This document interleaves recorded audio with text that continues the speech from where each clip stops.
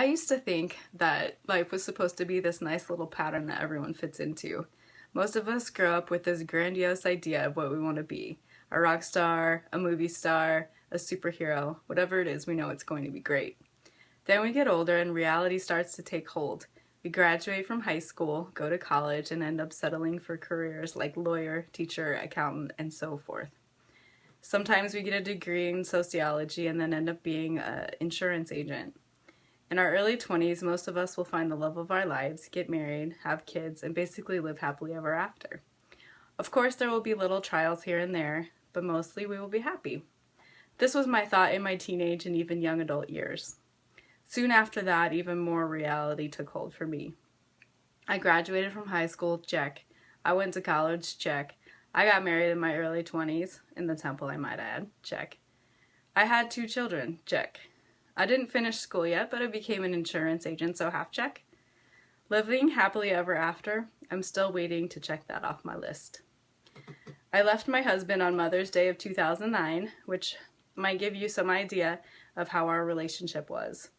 We were divorced in February of 2010. Our children were 2 and 3 years old, and we had not quite hit our 6th anniversary.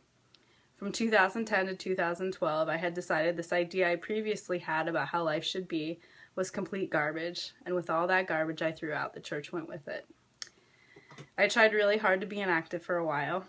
I had reasons that seemed to make sense in my brain at the time, but eventually I became really bad at being inactive.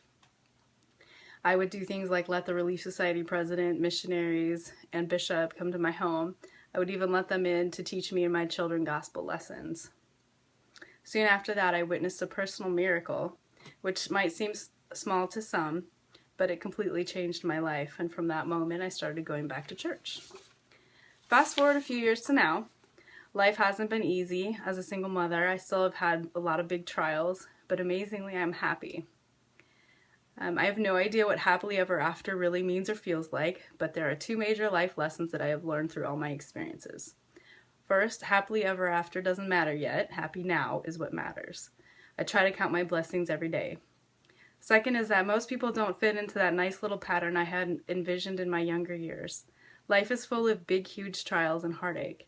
What is really cool, though, is that every single person on this earth has the potential of having an amazing story just from the things that they overcome. My huge career change was from insurance agent to currently I'm a special needs teacher. I'm not exactly sure where my path will take me, but I do know that I want to be part of helping people make their story great by overcoming the huge trials they will endure. I also want to help people realize that true happiness doesn't come from anything anyone can give you. It comes from within, and knowing that is really what sets us up for happily ever after.